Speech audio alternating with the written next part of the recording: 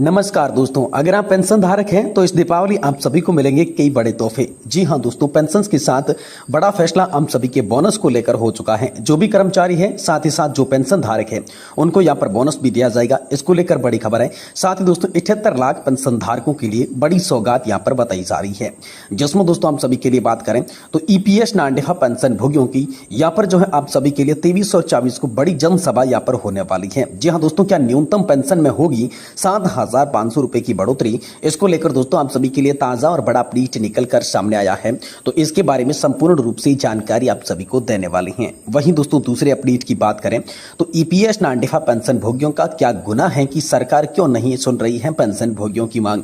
आखिरकार जो ईपीएस के पेंशन भोगी है, उनकी सरकार मांग क्यों नहीं सुन रही है, इसके पीछे क्या कारण है, पेंशन भोगियों ने क्या गुनाह किया है जिसके लिए सरकार बातें नहीं सुन रही है। इस रिपोर्ट की भी चर्चा दोस्तों आज की इस वीडियो के अंदर संपूर्ण रूप से आप सभी को बताने वाली है। वहीं दोस्तों पेंशन भोगियों को मिली खास सुविधा, अब 7 तरीकों से जमा कर सकते हैं जीवन प्रमाण पत्र। जमा नहीं किया तो नहीं मिलेगी आप सभी को पेंशन। जी हाँ दोस्तों, 7 तरीके आप सभी को बताएंगे घर बैठे आप किस तरीके से लाइफ सर्टिफिकेट जमा कर सकते हैं, जिसके बाद आपकी जो पेंशन है वो सुचारू रूप से चालू रहने वाली है। वहीं दोस्तों आज की पेंशन धारकों से जुड़ी तमाम बड़ी खबरें जो कि सही सटीक और तथ्यों पर आप सभी को देने वाले हैं कि आखिरकार ईपीएस नांडेफा मिनिमम पेंशन को लेकर क्या हुआ, सैलरी लिमिट को लेकर क्या हुआ, और दोस्तों बोनस आपको कितना और कब से देखने को मिलेगा, इसके बारे में भी बात करेंगे। यानी कि दोस्तों नेशनल पेंशन सिस्टम यूपीएस और ओपीएस से जुड़ी सभी खबरों की चर्चा इस वीडियो के अंदर करेंगे। इसलिए आपसे निवेदन करते हैं कि दोस्तों वीडियो को आप लास्ट तक देखिएगा। साथ ही हमारे चैनल पर नए हैं तो दोस्तों चैनल को भी सब्सक्राइब जरूर कर दीजिएगा। तो चलिए दोस्तों बिना किसी देरी के आज की इस वीडियो में पेंशन और पेंशन धारकों से जुड़ी तमाम बड़ी खबरों को सही सटीक और तथ्यों पर आधारित जान लेते हैं। जी हां दोस्तों, सबसे पहले बात करें तो यहाँ पर जो है पेंशन भोगियों के लिए बड़ी खबर निकल कर सामने आ रही है। जी हाँ दोस्तों, इस दीपावली आप सभी को जो है 18,000 रुपए तक का बोनस मिल सकता है। इसको लेकर सहमति बन सकती है। यह दीपावली आप सभी के लिए बेहद खास होने वाली है, क्योंकि जिस तरीके से सरकारी कर्मचारियों को यहाँ पर किसी विशेष अवसर पर बोनस दिया जाता है, उसी की मांग लगातार यहाँ पर पेंशन धारक भी कर रही थी कि जिस प्रकार कर्मचारियों का अधिकार है बोनस पर, उसी तरीके से पेंशन धारकों ने भी योगदान किया है, तो पेंशन धारकों का बोनस का अधिकार होना चाहिए। तो इसी को लेकर दोस्तों मोदी कैबिनेट आप सभी के लिए नया प्रस्ताव लेकर आई है, जिसमें दोस्तों आप सभी को 18,000 रुपए का बोनस दिया जाएगा। इसको लेकर बात करेंगे। साथ ही दोस्तों आपकी सैलरी लिमिट को लेकर बड़ी खबर है। सुप्रीम कोर्ट ने यहाँ पर 15,000 रुपए की वेज सैलरी लिमिट को खत्म जैसे किया, उसके बाद आप सभी के लिए नई सैलरी लिमिट क्या होगी, इसको लेकर कई प्रश्न सामने उठ रही थी। इसी को लेकर दोस्तों हम सभी के लिए बड़ी खबर आई है कि आप सभी के लिए अगली लिमिट 21,000 रुपए होने वाली है, जिसमें न्यूनतम सैलरी 15,000 से लगाकर 25,000 रुपए के बीच में जिन भी कर्मचारियों की है, जिन्होंने भी योगदान किया है, उनकी पेंशन के अंदर बंपर बढ़ोतरी देखने को मिलेगी। ये बड़ी खबर दोस्तों आप सभी के लिए हाल फिलहाल में निकलकर सामने आ चुकी है। वहीं दोस्तों आप सभी के लिए बात करें तो यहाँ पर जो है ईपीएस नांडेफा पेंशन भोगी 23 और 24 को इनकी बड़ी सभा यहाँ पर जो होने वाली है। क्या न्यूनतम पेंशन आप सभी के लिए 7,500 प्लस डीए होने वाली है, क्या हम सभी को मेडिकल की सुविधा मिलने वाली है, इसको लेकर दोस्तों हम सभी के लिए बड़ी खबर आई है। तो चलिए ईपीएस नांडेफा पेंशन भोगियों की जनसभा के बारे में विस्तार से जानकारी आप सभी को दे देते हैं। दोस्तों कर्मचारी पेंशन योजना 1995 के तहत न्यूनतम पेंशन 7,500 रुपए कराने को लेकर आंदोलन लगातार तेजी पकड़ रहा है। सीएम योगी के गढ़ में जो है पेंशन भोगी 2 बड़ी जनसभाएं करने जा रही हैं। उत्तर प्रदेश में 2 बड़ी जनसभा होने जा रही है। प्रयागराज और कानपुर में राष्ट्रीय पदाधिकारी लगातार पहुंच रही है। 23 और 24 को पेंशन भोगियों की सभा, आगे की रणनीति घोषणा की जाएगी। उत्तर प्रदेश के अध्यक्ष ओम शंकर तिवारी के अनुसार कर्मचारी पेंशन योजना 1995 राष्ट्रीय संघर्ष समिति उत्तर प्रदेश के पदाधिकारी, प्रांतीय पदाधिकारी, मंडल पदाधिकारी, जिला पदाधिकारी और सभी पेंशनर जो हैं इन सभाओं के अंदर जुटेंगे। राष्ट्रीय अध्यक्ष कमांडर अशोक जी रावत, राष्ट्रीय महासचिव वीरेंद्र सिंह जी राजावत के आह्वान और उनकी उपस्थिति में जनसभाएं हो रही है। जी हां दोस्तों, कल ही हम सभी के लिए 11 बजे से civil line bus station Prayagraj में और अगली ही तारीख से हम सभी के लिए सेंटर वर्कर्स रावतपुर बस अड्डा कानपुर में एक विशाल जनसभा का आयोजन किया जा रहा है। यहाँ पर जो है उत्तर प्रदेश के प्रांतीय महामंत्री राज नारायण द्विवेदी ने समस्त सदस्यों से अपील की है कि इन दोनों विशाल जनसभाओं में अधिक से अधिक लोग पहुंचे। वे लोग जो इन सभाओं में किसी भी कारणवश नहीं सम्मिलित हो सकती हैं, वह प्रयागराज के पास वाले मंडलों में विशेषकर पूर्वी जोन के लोग यहाँ पर जो है पहुंचे एवं कानपुर के पास वाले मंडलों के विशेषकर पश्चिमी जोन के जो लोग हैं अलग अलग जनसभाओं में अपनी भागीदारी सुनिश्चित करावें। पदाधिकारियों का कहना है कि सभी लोग इन दोनों विशाल जनसभाओं में पहुंचकर यहाँ पर जो है जनसभाओं को मजबूत बनाएं और पहुंचना आप सभी के लिए अति आवश्यक बताया गया है। कमांडर अशोक जी रावत और वीरेंद्र सिंह जी राजावत के सम्मान और उत्तर प्रदेश के लिए ये गौरव की बात है।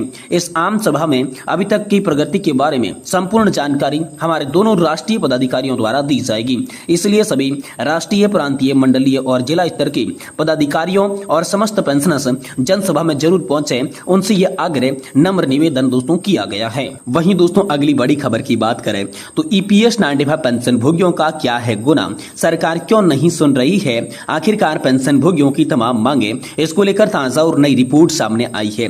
जी हां दोस्तों, कर्मचारी पेंशन योजना 1995 न्यूनतम पेंशन आंदोलन पर इंद्रनाथ ठाकुर का कहना है कि चुनाव चलते रहेंगे, देश भी आगे बढ़ता रहेगा।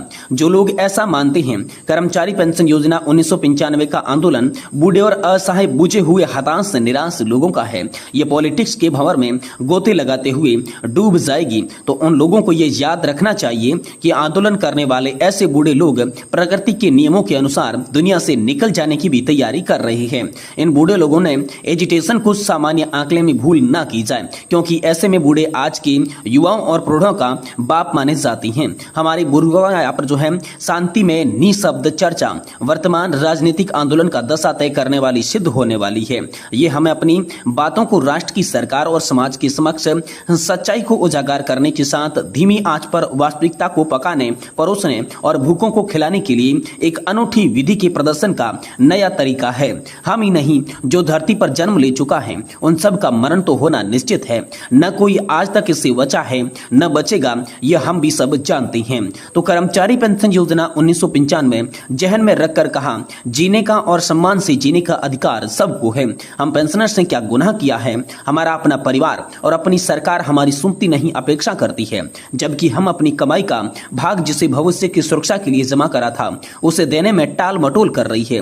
जबकि हम कोई भी अतिरिक्त भार किसी को देना नहीं चाहते हैं, उसे अल्प आय में संतोष कर जीवन की आखिरी पलों को गुजारना चाहते हैं। किसी से कुछ लेना या दूसरे की हकमारी भी नहीं चाहते हैं। हमें लड़ना फिर भी पड़ रहा है, वह भी लगातार एक दशक से। एक छोटी सी बात नहीं, इसके लिए हम हिंसा, ठगी और अराजकता नहीं होना चाहते हैं। महाराष्ट्र विधानसभा चुनाव में पहली दफा हम सक्रिय राजनीति करने वालों को संदेश देना चाहते हैं कि हम उन्हें अपने वोट देंगे जो हमारी दृष्टिकोण से या पर दृष्टिपात करना चाहते हैं। हम बुजुर्गों का काम करेगा, वही देश पर राज करेगा। वहीं दोस्तों कमांडर अशोक जी रावत के जज्बे को भी यहाँ पर सलाम बताया जा रहा है। उन्होंने कहा कि कमांडर अशोक जी रावत को सलाम है, जिन्होंने इतने धैर्य से संपूर्ण देश में हम कर्मचारी पेंशन योजना 1995 के अंतर्गत उचित मांगों को राष्ट्रीय स्तर पर हाईलाइट कर आंदोलन के माध्यम से भारत के आंदोलन जीवियों को बताने की कोशिश की है। हमें अपनी मांग को एक लोकतांत्रिक सरकार और समाज के समक्ष कैसे रखना चाहिए। अंत में वे कहते हैं कि हमने जो मिसाल कायम की है उनकी सफलता में कोई संदेह नहीं है और न ही कोई अफसोस करना चाहिए। हमारे संघर्ष का सुखद परिणाम बहुत ही शीघ्र आपके समक्ष दिखाई देने वाला है। ऐसा कहते हुए उन्होंने जय हिंद की बात कही है। जी हाँ दोस्तों, तो पेंशन भोगियों के लिए यहाँ पर लगातार बड़ी खबरें निकलकर सामने आ रही थी। इसी बीच यहाँ पर पेंशन भोगियों की एक रिपोर्ट आई कि आखिरकार ईपीएस 95 पेंशन धारकों ने ऐसा क्या गुनाह किया है जो कि ये सरकार पेंशन भोगियों की मांग नहीं मान रही है। और इसी को लेकर पेंशन भोगी अब आंदोलन तेज करने वाले हैं। किसी भी तरीके से ईपीएस 95 पेंशन धारकों की तमाम जो लंबित मांगे हैं उसे मंजूर करवाने के लिए हर संभव प्रयास करने के लिए तैयार हो चुकी है नेशनल एजुकेशन कमेटी। और इसी को लेकर आगे की रणनीति दोस्तों हम सभी के लिए यहाँ पर आने वाले 2 दिनों के आंदोलन के अंदर बनाई जाएगी और ईपीएस 95 पेंशन धारकों को न्याय दिलाने के लिए उचित कदम उठाया जाएगा। आप कमांडर अशोक जी रावत और नेशनल एजुकेशन कमेटी के बारे में क्या सोचते हैं, ये आप हमें कमेंट बॉक्स में कमेंट करके जरूर बताइएगा। आज की वीडियो को देखने के लिए आपका बहुत बहुत धन्यवाद।